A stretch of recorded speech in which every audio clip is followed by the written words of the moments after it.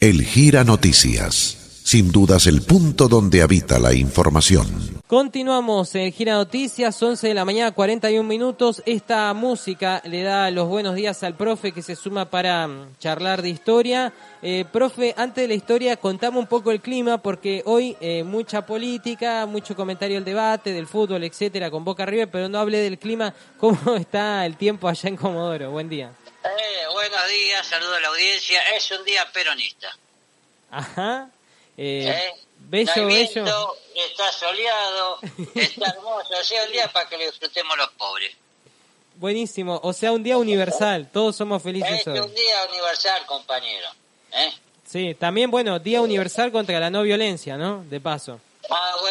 Bueno, sin ir más lejos, hoy justamente, y gracias por recordándomelo, ¿sabés por qué es el día de la no violencia, no? Sé que es por Gandhi, pero no sé qué pasó hoy, si lo mataron, si nacía, no tengo en claro.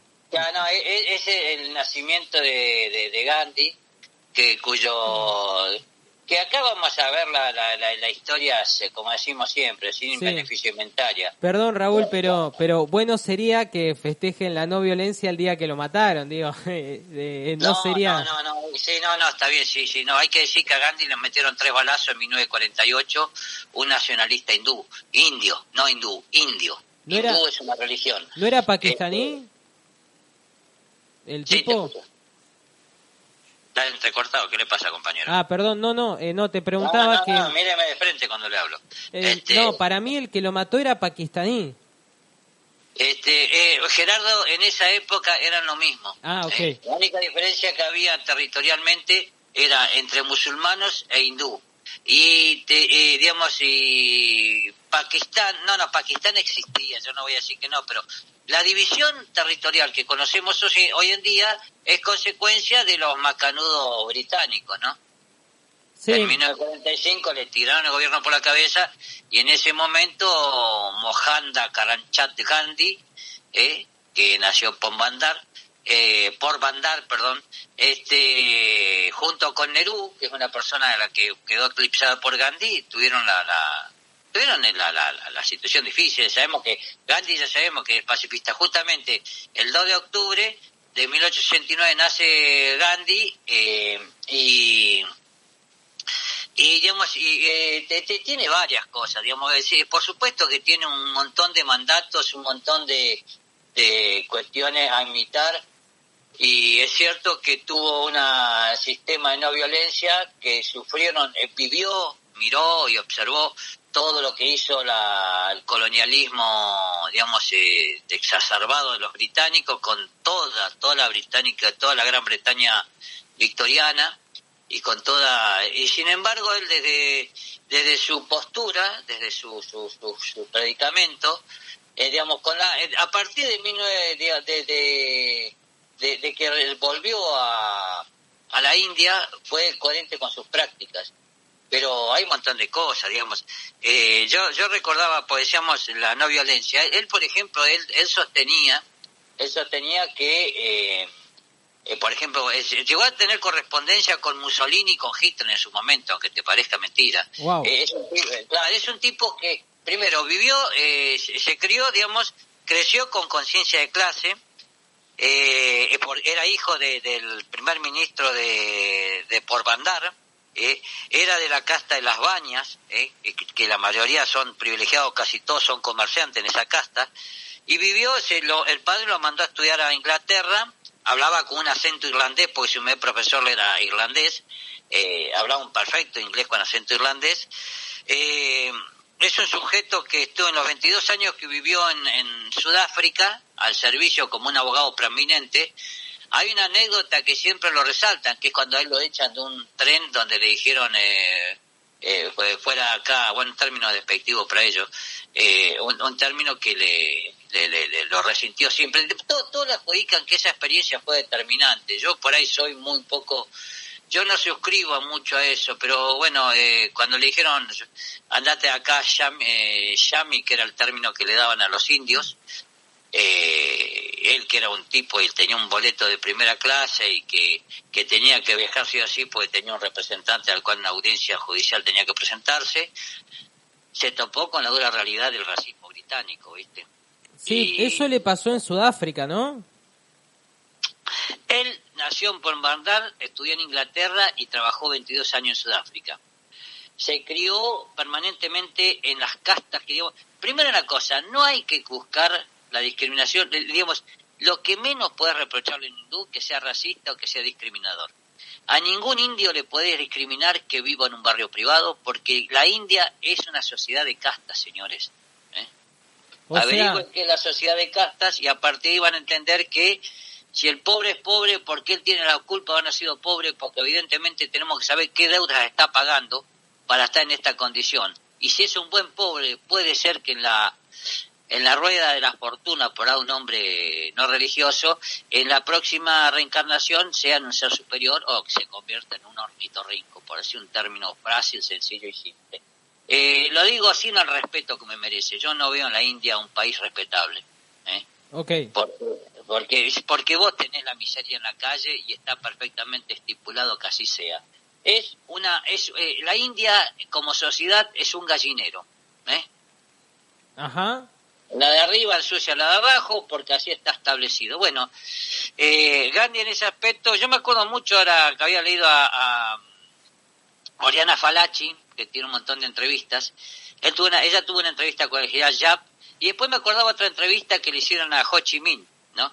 Donde le cuestionaban, a Ho Chi Minh especialmente, les cuestionaban mucho porque empezó a hablar, bueno, cuando organizó el Viet Minh, cuando después, bueno, alentó al Vietcong, porque allá el Vietcong lo alentó, tuvo mucho que ver la directiva general Yap más que Ho Chi Minh. Ho Chi Minh era muy viejo, pero me acuerdo que el periodista le criticaba mucho, decía, pero ¿por qué optó siempre directamente por la vía de las armas? No tenía otra alternativa. Fíjese cómo hizo Gandhi.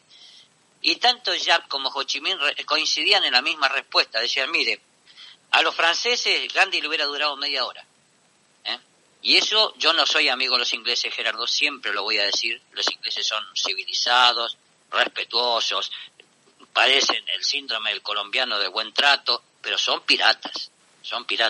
Sin embargo, hay una cuestión que ellos respetaron que en otro lugar, a Mussolini Gandhi le hubiera dado 5 minutos y a Hitler no hubiera ni existido.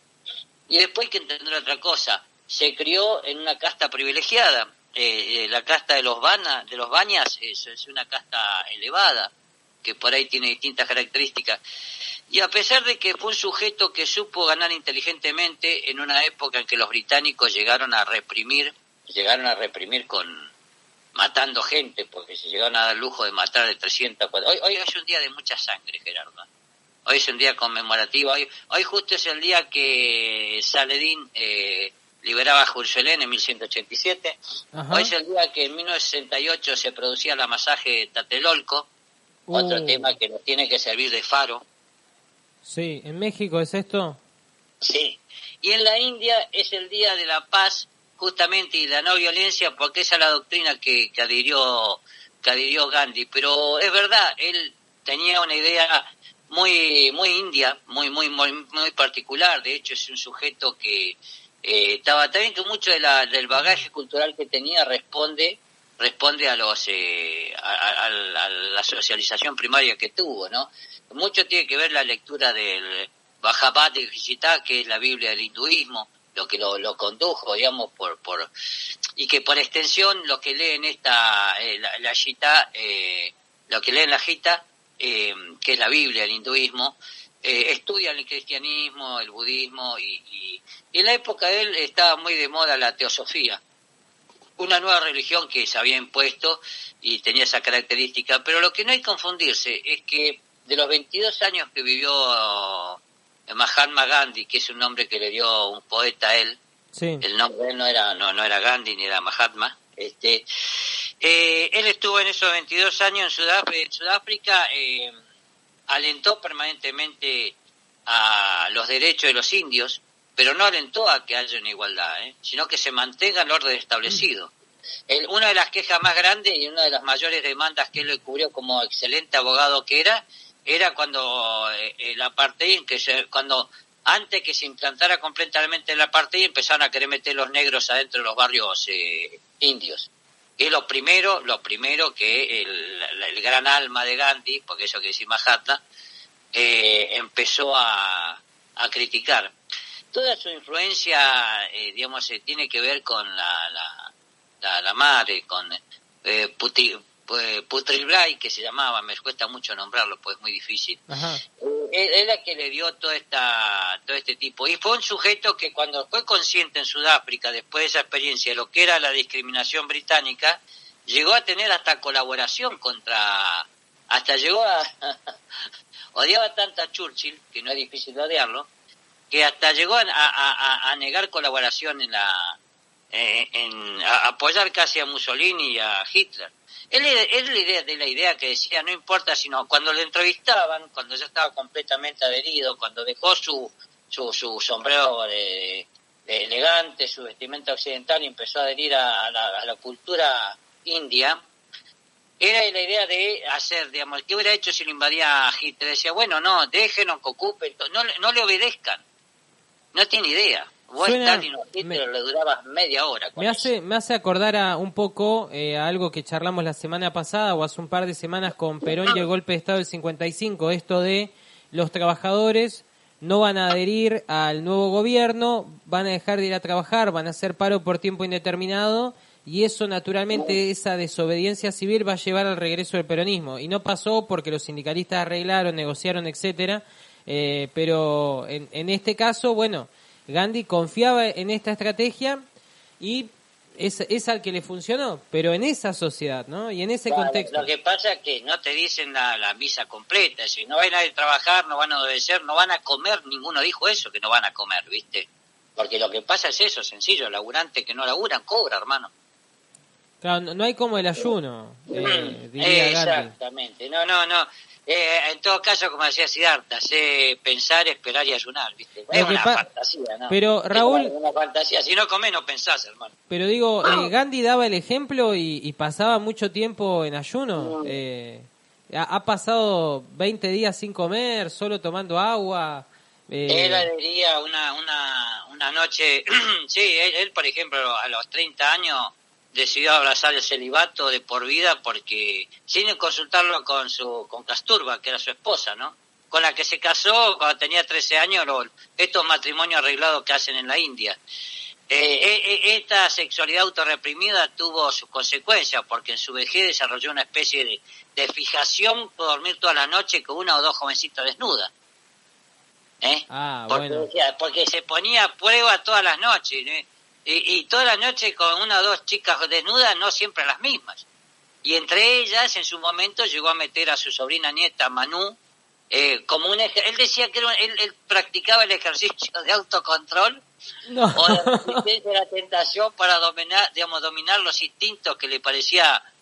se parece mucho al amor del Udrí medieval, ¿no? pero digo, con la sobrina nieta al lado, el autocontrol pero ojo, desnuditos, también tenía prácticas espantosas, ¿no? Esta costumbre que era un tipo que, por supuesto, él adhería a la medicina natural, esto que está tan de moda. Él era de idea práctica y sencilla y fácil. Él decía, si yo me enfermé, como yo ahora me agarré un herpes zóster de viejo choto, de acuerdo a los mandatos de Gandhi, si yo voy al médico, si yo me enfermé es porque cometí un error con mi cuerpo. Y si yo voy al médico, entonces estoy haciendo que el otro arregle mi problema, y no yo, ¿viste? Bueno, déjame decirte, con la culebrilla tenés que tomar un antiviral, Poviral, aciclovir, te recomiendo, pero... No, lo que tengo que hacer, de acuerdo a Gandhi, es no hacer nada, dejar que la naturaleza siga su vía natural, alimentarme con cuestiones vegetales y naturales, no consumir carne, y inclusive si voy al médico, le estoy dejando... el problema es que yo cometí un error con mi cuerpo, entonces si voy al médico, decía Gandhi, el médico está arreglando mi error y yo lo tengo que arreglar. Y bueno, esta era la idea que tenía Gandhi de la realidad biológica que se sostenía. Después, bueno, no voy a discutirla, no voy a cuestionar su éxito de la resistencia, la no obediencia, la desobediencia civil, pero eso lo hizo después de pasar muchos años, de 22 años. Es más, hoy en día, Gerardo, hay muchos países que están retirando los monumentos de Gandhi, En muchos países en África negra que están retirando los monumentos de Gandhi porque se han desayunado leyendo la historia, que este sujeto quería que, digamos, él, no es digamos, que lo separen de la gente negra. Dice, no soy blanco, pero tampoco me junten con esos cafres. ¿Viste? O sea, racista contra los negros. Era indio, no era racista, era indio, Gerardo. Era indio, sí, que forma parte de su cultura. Una sociedad de casta tiene perfectamente claro cómo son las cosas y, como decía el viejo Vizcacha, cada lechón en su teta es la forma de mamar, ¿viste? Cada uno tiene que tenerse el lugar que le corresponde, porque así es la naturaleza y así es la vida. Pero hay que decir eso, tiene cuestiones. Cuando Gandhi volvió a la India después de haber tenido, también hay que decir una cosa, que en la guerra Anglo-Boer, de los 22 años que estuvo en la India, él sirvió del lado de los ingleses, ¿no? Y durante la Segunda Guerra Mundial saboteó al propio ejército que después sirvió. Sí, me va quedando un poco más claro el panorama entero. Estamos charlando con el profe, con Raúl Mutio, sobre el Día de la No Violencia en honor a Gandhi. Ya hemos hablado de Gandhi este año y es oportuna esta fecha, profe, porque el jueves pasado con Walter cerramos el ciclo de cine asiático hablando de una película de la India, RRR, que está ambientada en la ocupación inglesa en 1919-1920 y bueno, ahí se ve una sangría terrible, cómo los ingleses los matan a tiros, los flagelan. Es tremendo cómo eran dueños del país. Eso pasó, Gerardo, eso lo hicieron. No me puedo acordar el nombre del general, dio la orden y mataron un montón de gente. Abrieron fuego directamente contra la población civil, ¿viste? Eso pasó y eso lo vivió Gandhi y eso lo marcó de por vida. Claro, lo que hay que rescatar, Gerardo, no se le puede negar los méritos que cuando regresó a la India, porque él regresó a la India recién en 1915, en 1915 él llega a la India y se encuentra, y ahí cambia completamente sus hábitos y adopta una tradición india, porque él era un occidental a ultranza hasta ese momento, y luego llega, digamos, va a ser periodista, va a seguir ejerciendo la abogacía, pero va a estar disuadido por un montón de cuestiones que se va a posicionar en un espacio de antiimperialismo bastante interesante, ¿viste? Sí, una perspectiva muy propia. Después hay que reconocer, él, por ejemplo, fue preso muchas veces, fue maltratado, fue golpeado. En la marcha de la sal que le hizo en 1930 protagonizó una protesta no violenta conocido como Sal Satyagra, no sé, un nombre raro, es muy difícil pronunciar lo que era. Y que es más, él fue el modelo que siguió Martin Luther King. Él inspiró a Martin Luther King con sus metodologías y en función de eso fue que manejó todo. Pero igual hay que reconocer, repito, que los ingleses son lo que son, pero tenía, digamos, el Bapu, como también lo llamaban en la India, tiene la característica de haber estado con un tipo de imperialismo que respetaba la cuestión del orden legal, ¿viste? Sí, claro, eso te iba a decir. No es que los ingleses no metan bala, es que necesitan una argucia legal para hacerlo. O sea, respetan un poco la cuestión legal. En cambio, los franceses yo creo que... No, los franceses tienen datos justamente de ser tremendamente duros. Son como el humor que tienen, viste, que son chinchudos por naturaleza. Él cuando, digamos, por eso es que, aparte Gandhi lo hizo después de haber militado y participado en varias modalidades. Repito, sirvió en la guerra anglo-boer al lado de los ingleses, se resistió a colaborar con la India y alentaba que no lo hicieran los indios con los británicos durante la Segunda Guerra Mundial. Se escribió y apoyó la gestión de Hitler, la gestión de Mussolini en sus orígenes, hay que aclarar esto, en sus orígenes. Y por otro lado, hasta inclusive si uno mira la religión india, tiene la cruz esvástica, ¿viste? Que nada tiene que ver con el movimiento político nazi, ¿eh? Claro. Así que... En ese aspecto, es una política muy fácil y peligrosa, que es el enemigo de mi enemigo, es mi amigo, ¿viste? Pero vaya amigo que te conseguiste, ¿viste? Sí, profe, te propongo una pausa y charlamos de otros temas. Hemos repasado un poco Sí, la vida de y otra Gandhi. cosa, permitime que lo diga, solamente él pudo parar la masacre que fue cuando separaron a India de Pakistán, ¿eh? Solamente él lo pudo hacer. Pero hubo una guerra igual. Fue una matanza. Mira, la India se caracteriza por ser un lugar donde no vas a tener peleas individuales cuando te bajás del auto, pero cuando hay estallido de violencia son estallidos masivos y tremendamente crueles, ¿viste? Sí, sí, la película de Gandhi lo muestra muy claro. Y tuvieron varias guerras con Pakistán por esa sección famosa de Cachemira de la frontera. Todavía siguen fomentando ese odio. Bueno, eso es gracias a los ingleses, ¿eh? Esa es la semilla que dejó, el huevo que puso la serpiente que se llama Gran Bretaña. El tema es la diferencia religiosa es muy fuerte. Son hindúes y del otro lado sí, musulmanes. Sí, no, mira, basta un solo ejemplo. Mientras la mayoría parte de la India, la vaca es un animal sagrado, los musulmanes cuando ocupaban la India históricamente paseaban vacas. Fue una historia de violencia, racismo terrible. Tremendo. Y hay que entender, la India es racista por naturaleza, Gerardo. Sí, eso me quedó claro, profe. Bueno, hacemos una pausa y a la vuelta nos metemos con otros dos temas que tenemos para charlar en este día, que como dijo el profe tiene mucha sangre. Algo de esto estaremos mencionando en un rato. Ahora música, tanda y ya regresamos con más. Tenemos 12 del mediodía, 2 minutos en todo el país. Esto es Kiss Rock and Roll All Night. Si usted desea publicitar o promocionar su producto, comercio o servicio en el Gira Noticias, comuníquese al 0297-411-4990 o a través de nuestro Instagram, @elgiranoticias.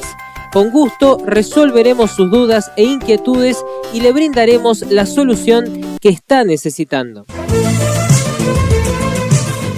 Este es el programa de P3 Producciones 13, promueve ventas en radio y TV, su departamento radio. Bueno, profe, habíamos dicho Día Sangriento y esto es porque, entre otras cosas, tenemos la masacre de Tlatelolco y la batalla de Rancagua.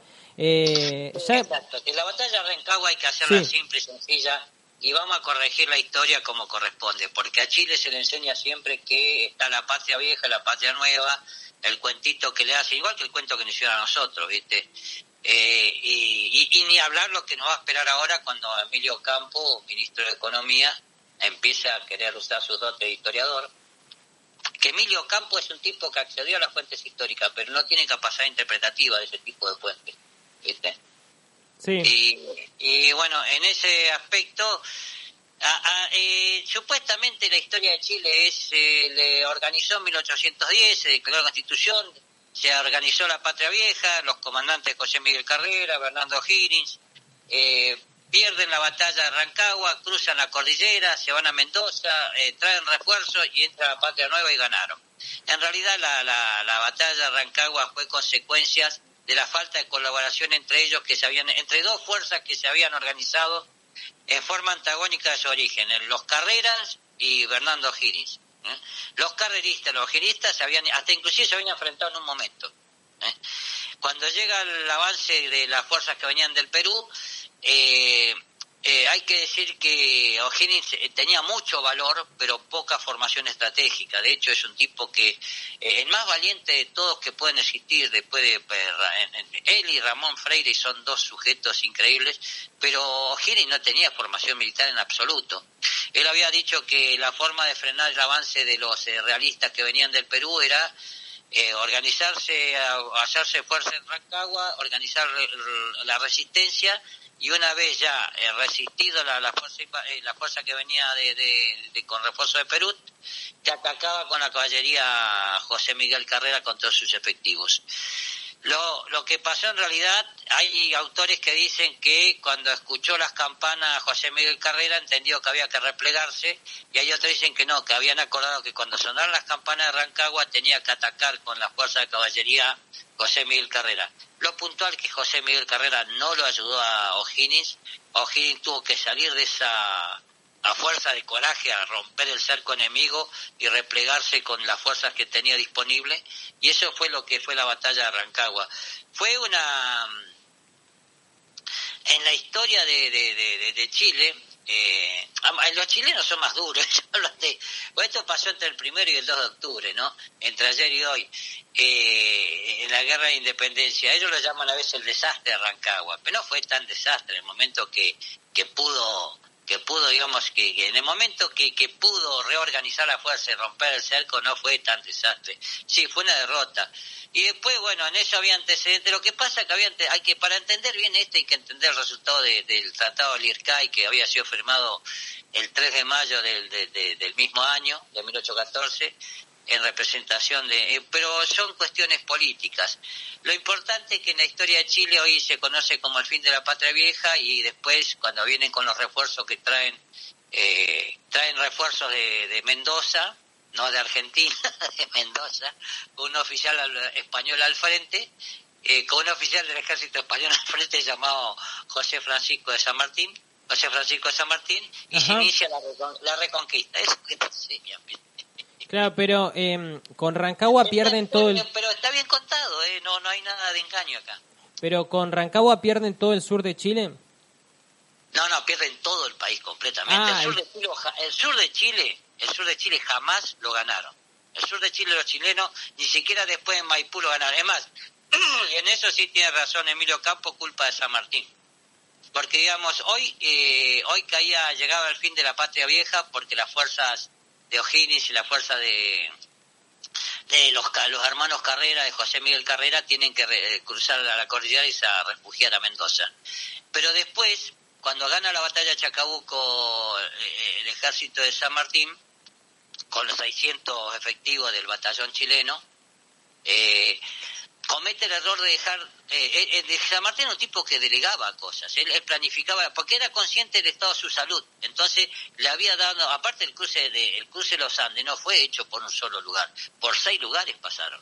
Sí, Y cada uno tenía órdenes precisas y coordenadas las operaciones en caso de que él no estuviera, porque estaba tan enfermo que sabía que en cualquier momento iba a ser sus oficiales, su Estado Mayor formado por él, no como Bolívar, que tenía a los ingleses como Estado Mayor, su Estado Mayor, su plana mayor, iba a llevar el plan adelante. El error más grande fue ganar Chacabuco y volverse a Buenos Aires y dejar a sus subordinados en las operaciones, y ahí fue la derrota de Cancha Rayada. Después de Cancha Rayada es que Chile, ni siquiera después de Maipú, recuperó el sur de Chile. Durante 10 años los españoles gobernaron el sur de Chile. Tuvo que vivir el prócer, poco recordado por los chilenos, de Ramón Freire, y negociar esa especie de Vietnam en que se había convertido Chiloé, por ejemplo. claro. Y recién tienen dominio pleno de esa zona 20 años después de todos estos hechos, ¿no? Sí. No, yo repito, de 1818, cuando se firma la independencia, durante 10 años solamente la parte central de Chile estaba en poder de los patriotas. El resto, el sur de Chile durante 10 años fue realistas, fue los españoles. Es más, San Martín llegó, esto no tendría que contarlo, pero como lo va a contar Emilio Campos seguro, en un momento con los ingleses negoció que a cambio de la isla de Chiloé, que lograran sofocar la resistencia del enclave realista y español que había en el sur de Chile. ¡Qué entreguista, San Martín! Sí, entreguista al mango, ¿viste? Pero bueno, hay que entender que era un oficial del ejército español cuyo lugar no conocía. Él tenía... Sí. Es más, hoy en día me hubiera gustado que pase, porque hoy en día las Malvinas hubieran sido Chiloé.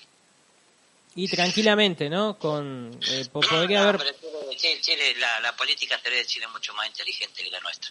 Más constante, por lo menos. Tienen una conducta y tienen una doctrina, cosa que nosotros jamás la tuvimos. Es cierto. Bueno, muchas veces en las decisiones de esa época pensamos mucho en la cuestión estratégica, política, en las ideas, y no siempre en el ser humano. Y la verdad que San Martín, cuando se retira a Europa, pienso, seguramente las heridas y las fatigas de tantos años de lucha habrán influido en la decisión. El tipo dijo, no me agiten más, me retiro porque no doy para más físicamente. También esa dimensión debe estar. No tenía ningún respaldo. digamos, yo aprovecho esto, Gerardo, ahora van a entrar en desprestigio, ahora va a empezar va a venir en baja. Si gana Milei, va a venir en baja la figura de San Martín, y si lo dejan Emilio Campo, es posible que en el futuro hasta se quieran sacar monumentos de él, porque tiene una interpretación muy errada, muy tendenciosa. Emilio Campo pertenece a las familias más notables, auténticamente patricias de la historia argentina. Sí. Los Alvear, los Rivas, todas las familias más prominentes de la historia argentina son parientes de él. Y él tiene una obsesión por Alvear, que tiene sus flaquezas y muy feas, y es verdad, y inclusive hasta tuvo la suerte de tener discípulos que coinciden y suscriben a su idea. Alejandro Rabinovich es un sujeto que también critica mucho a San Martín y dice es un fracasado militar que lo rescató la historia. Emilio Campo dice que San Martín lo inventó Mitre. Los que se olvidan lo que fue gobernador de Cuyo. Como gobernador de Cuyo, completamente desarticulado de ningún tipo de recursos político, económico. Es más, Mendoza vivía de la venta de ganado a Chile. Cuando se produce lo de Rancagua se cortó el suministro. ¿Qué es lo que hizo San Martín? Convirtió la región de Cuyo, en vez de ganadera, en agrícola.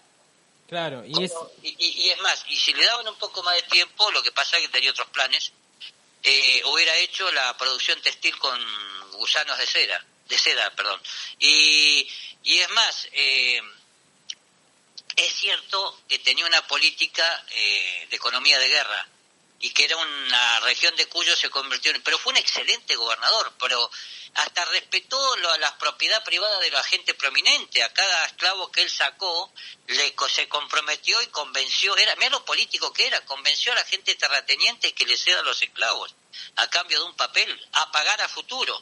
Maestro de los maestros. Entonces lo que dice Alejandro Rabinovich es, aparte, a mí me gusta porque qué poco saben de la guerra, ¿viste? Sí, no conocen esa experiencia. No conocen lo que es, quemarse la nariz oliendo la pólvora, ¿viste? No saben lo que es estar en el frente. Y mucho menos en esta época donde todo se resolvía con el arma blanca. Claro, sí, eso nos cuesta a todos. San Martín, voy a decir sinceramente, San Martín era un hijo de puta. Los soldados le tenían pánico, pero era un profesional. Era un tipo que así se hacía la guerra, ¿viste? Claro. ¿Viste? No era cruel, no desperdiciaba sangre, en absoluto. A diferencia de Bolívar, no era un tipo... Bueno, él no, por ejemplo, él no digamos, O'Higgins en esto derrochaba coraje. O'Higgins terminó sus años exiliado en Perú con su hijo bastardo, como lo fue él, porque O'Higgins no fue O'Higgins hasta la mayoría de edad, él siempre fue Riquelme. Es más, se crió hablando mapuche en una localidad de la Escuela de los Caciques, que la pasó muy mal porque era un colorado en el medio de los indios, ¿viste? Claro, sí, discriminado. Y él hablaba mapuche, la lengua materna del español, el mapuche, y hablaba en inglés perfectamente, ¿viste? Porque vivió en Inglaterra. Bueno, él pierde la batalla de Rancagua porque no recibe los refuerzos que le había acordado con José Miguel Carrera, que supuestamente escuchó las campanas creyendo que había que replegarse. O sea que se le agarran con O'Higgins y en realidad Carrera tiene un poquito más que ver. Y sí, es más, el 12 de mayo Carrera, cuando estaba preso, logró escapar. Siempre se discutió sobre esa forma de escapar de Talca, ¿viste? Sí, no, todo esto porque sabemos que O'Higgins... ¿Cómo escapó? Que me explique, digamos, Onofre, que me explique Gabriel Salazar cómo se escapó cómo llegó se escapó de la cárcel de la ciudad, cómo llegó a Talca en los 2 días, cómo llegó a Melipilla el 20 de mayo, que me explique todo. Le voy a aceptar todo el tipo de discurso histórico que está dando. La batalla de Rancagua fue una batalla donde O'Higgins derrochó coraje, se vio encerrado y no recibió los refuerzos que esperaba. Como nos pasó a nosotros en Darwin, Gerardo. Sí, ¿y fue muy sangrienta la batalla? Sí, no, porque O'Higgins no ahorraba. No ahorraba porque él se ponía al frente, Gerardo. Era tosudo, iba con todo. Sí, no, hubo, digamos, el ejército patriota, la tricolor, que en esa época no eran los colores de ahora, y eran amarilla, blanca y azul y en forma alargada, como tampoco nuestra bandera como la ahora. No, sí, fue Pero hay que entender que tuvo más de 400 muertos, ¿viste? Perdió oficiales, más de 300 heridos, ¿viste? Duro. También, ojo que las fuerzas realistas también, digamos, perdieron más de 100 hombres, ¿viste? No se la llevaron de arriba, claro. No, para nada. Y después otra cosa, había una diferencia de 1000 hombres y se suponía que la diferencia iba a estar en la carga de caballería de José Miguel Carreras. Eran 5.000 efectivos contra 4.000 asentados. Y después otra cosa, el general Osorio era un buen milico, ¿viste? Así que bueno, por ese lado entonces Rancagua... Honor y gloria a los caídos en Rancagua que derrocharon coraje y que después supieron reivindicarse con la reconquista. Excelente, profe. Y tenemos Tlatelolco, no me la acordaba, pero... Hablemos claro, ¿eh? Sí. La historia en Alpargatas, pero sin beneficio inventario. La masacre de Tlatelolco, que se dio el 2 de octubre de 1968, fue organizada por el Ejército Mexicano, la Dirección Federal de Seguridad y un grupo paramilitar conocido como Olimpia, ¿viste? Que se infiltró en la multitud, se metió adentro de los manifestantes con un guante blanco en la mano izquierda para reconocerse entre ellos. Y hoy se concentraban, por supuesto que no es espontáneo, hacía muchos días que comenzaba la juventud, el comunismo que siempre fue participativo y la juventud que reivindicaba a Cuba, por ejemplo, toda esa moda del momento, y fue durante la tarde del miércoles 2 de octubre que miles de personas se concentraron en la Plaza Tres Culturas de la capital mexicana, con el fin de escuchar a los líderes del movimiento estudiantil que estaban nucleados por el Consejo Nacional de la Huelga, porque se habían organizado perfectamente, y de hacía más de 2 meses se enfrentaban en las calles a los palos todos los días, era enfrentamiento de bombas molotov contra armamentos del ejército. El gobierno autoritario, digamos desde el PRI, Díaz Ordaz, es un viejo que vivió más de lo que se merecía, o mejor dicho, gracias a Dios vivió muchos años, pero no difícil, lamentablemente. Lástima. Ya hacía 2 semanas antes el Ejército Nacional había violado la autonomía, había ordenado al ejército que ocupen las instalaciones de la Universidad Nacional Autónoma de México, Gerardo. Sí, terrible.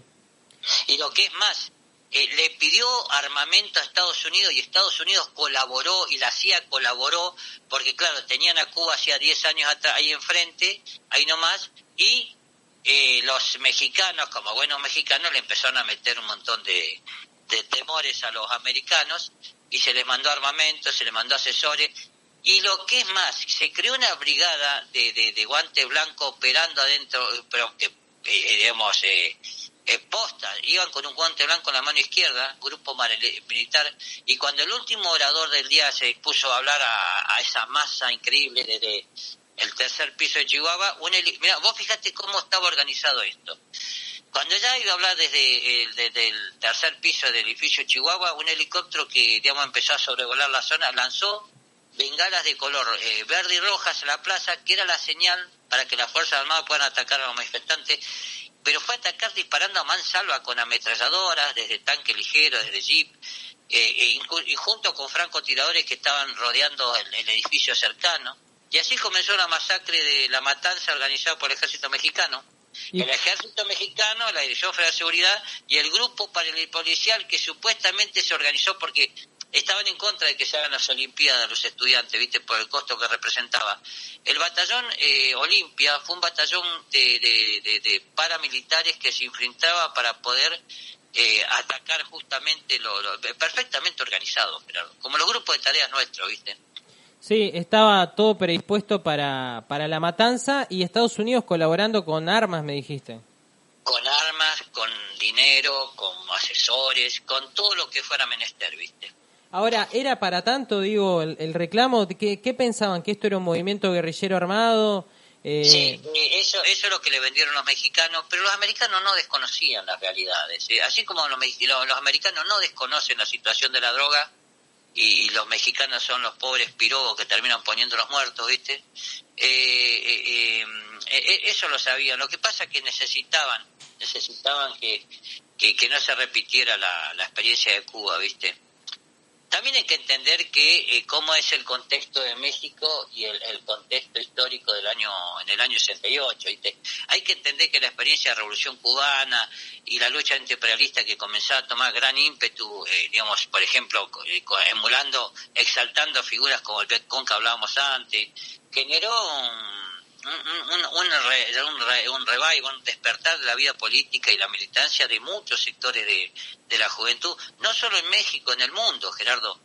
Al mismo tiempo, a esto hay que sumarle que en México la desaceleración económica internacional y los primeros síntomas de la crisis capitalista generaron unas condiciones objetivas para que esta lucha de clase empiece a tomar protagonismo. Es un caldo de cultivo perfecto.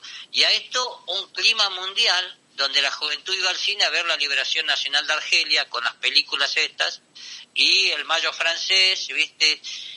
La revuelta de Praga, y el Cordobazo Nuestro, por ejemplo, al año se da el Cordobazo Nuestro. Bueno, entonces es una situación óptima, ¿viste? Sí, ¿era el caldo de cultivo ideal para el desastre o para...? Para donde vos mirabas tenías todo, ¿eh?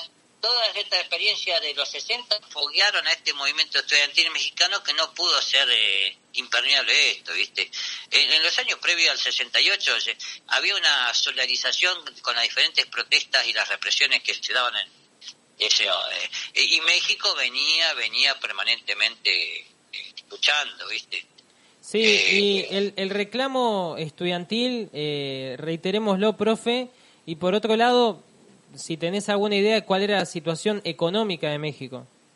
Y tenían crisis económica porque justamente estaban tocando el presupuesto estudiantil, ¿viste? Claro, y en esto hay que entender que, ojo, que todo esto es gracias a que esto se supo, Gerardo, realmente se supo cuando hace pocos años, porque, esta masacre de Tlatelolco se lo supo cuando recién Fox, que es el primero que no era del PRI y logra llegar al poder, abrió los archivos y permitió que se sepa que había sucedido. Y es más, es el único caso donde un expresidente comenzó a ser juzgado. Tremendo, sí, por esto para México es un montón. Fox es famoso porque era un bocón, ¿viste? Famoso por eso. Pero si hay una cosa que hay que reconocerlo, que como buen bocón abrió los archivos y que disponga la justicia de lo que había sucedido, ¿viste? Claro, en este caso actuó bien para esta situación. De las pocas cosas, ¿no? que le podemos reconocer. Hay que entender una cosa. El gobierno mexicano, voy a decir la economía. Mira, el gobierno mexicano estaba en una situación muy muy delicada económicamente y había invertido $150 millones para hacer los Juegos Olímpicos del 68. Y la juventud, los estudiantes estaban en contra de eso, ¿viste? Claro. Sí, igual que después se venía el Mundial de México 70, un par de años después. No, ¿viste? La demanda de los estudiantiles eran, qué sé yo, derogar los artículos 145 bis del Código Penal, creo que era por el procedimiento de escarcelamiento, abolir un cuerpo de policía táctico que tenían, que no sé cómo se llamaba, guardia de infantería, un grupo táctico estratégico de la policía. Después, al liberar, pues había muchos políticos que estaban presos. Identificar a los funcionarios que eran responsables de unas masacres que hicieron de Jaramillo y su familia en julio y agosto de ese año, y después destituir a Luis Cueto, que era y al subcomandante Frías y Mendiolea, que eran los que participaban, eran jefes de policía, ¿viste? Claro. Granadero se llamaban Granadero, el cuerpo táctico el cuerpo de táctico de policía lo llamaban, no sé por qué se llamaban Granaderos, se llamaban así. Y ya te repito, en julio habían asaltado, con un bazooka, un soldado con un bazooka abrió la puerta de un colegio secundario, ¿viste? Terrible. Con un bazooka. Y esto estaba pasando en julio, te imaginás que nos queda para octubre cuando se hizo la manifestación.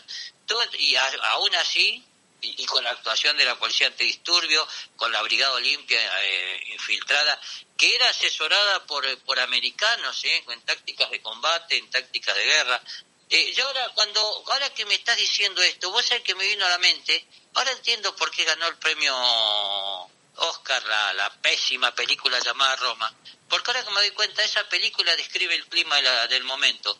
Sí, de ese tiempo, con un ritmo, por supuesto, cansino y molesto, pero mostrando este brutal acontecimiento y todo lo que rodeó. Sí, después hubo cosas confusas, porque también digamos, anteriormente, hacía un par de meses atrás, en agosto, el rector de la Universidad Autónoma de México había dirigido una protesta. Muchos decían que era entreguista. Bueno, la cuestión que concentró 50.000 estudiantes, ¿viste? 50.000 estudiantes, Gerardo. Una locura. Hablamos de 400 muertos y de más de 1.000 heridos en esta... Sí, más de 1.000 heridos y 5.000 estudiantes presos, Gerardo. Una locura, 5.000 es muchísimo. No sé dónde los metieron, por Dios, ¿viste? Y después una cosa, pero aparte este fue la frutilla del postre, porque ya desde el comienzo de año habían comenzado las protestas y la respuesta al estilo chileno fue de una fuerte represión, repito. El Instituto Politécnico Nacional, la prepa que le dicen ellos que es un secundario, sí, fue abierto a bazucazo, Gerardo. No, terrible. Hay un libro que escribió un médico, no me acuerdo, que se llama La noche de Santo Tomás, y ahí te describe los hechos, ¿viste? Y toda esta tragedia. De paso, cuando vos lo agarrás pensás que tiene algo que ver con la alusión religiosa y no, es claro, la represión, sí. De Santo Tomás de Aquino muy poco, pero de esta tragedia muchísimos detalles. Exactamente, sí. Y lo que pasa que había uno que lo describe muy claro, justamente este autor, que habla de que es verdad que tiraban bombas Molotov, y es verdad que a veces hay imágenes que se aprovecharon cuando aparecían estudiantes arriba de los tanques ligeros, pero a las bombas Molotov les respondían con fusiles, ¿viste? Claro, no es la misma relación de paridad, el fusil. Este campus que yo te digo, que el Politécnico, no solamente abrieron la puerta a un bazucazo, sino que digamos, habían 1.000 orificios de balas de guerra, ¿viste? Qué locura. Murieron 15 personas, Gerardo, y eso lo cuenta el diario francés L'Express, por ejemplo, si vos querés saberlo. Entonces, bueno, lo que hoy tenemos es un compendio de situaciones. Hay una periodista, la que yo cité recién, la periodista italiana Oriana Falacci, que entrevistó, que hace una descripción de este hecho bastante interesante. Eso lo describe, no lo analiza. Y bueno, la masacre de Tlatelolco fue un hecho que marca un antes y un después en la historia de lo que va a ser los derechos humanos de América Latina, ¿viste? Que no hay que confundir eso con soltarle la mano a los policías, Gerardo. Sí, son cosas distintas. Tengamos mucho cuidado con eso. Vos fijate que el Batallón Olimpia era un grupo paramilitar que se había puesto estratégicamente, se había infiltrado. Aparte acá se usaron ametralladoras estratégicamente puesto y abrieron fuego contra la gente, ¿viste? Claro, y mataron civiles inocentes que no tenían nada que ver, que simplemente estaban aparte, en una protesta. A ver, 78, 30 años después se abrió la investigación, y 30 años después, y después tuvo que venir en el 2001 tuvo que venir el zorro que le dicen los mexicanos, Vicente Fox, para abrir, que fue el primer presidente que no era del PRI, del Partido Revolucionario Institucional, y que trató de resolverlo y la empiejó más, pero que abrió los archivos, como buen bocón que era, para que se investigue todo. Y es ahí donde se nombró a Carrillo Prieto como investigador para garantizar esto, y donde quedó bien claro que desde el punto de vista de los derechos humanos fue un desastre, ¿viste? Bueno, profe, gracias por esta charla y por estos detalles de la tremenda tragedia de Tlatelolco. Un placer, y mañana estaremos charlando nuevamente de otros temas históricos a las 11:30. Bueno, que tengas un buen día, Gerardo.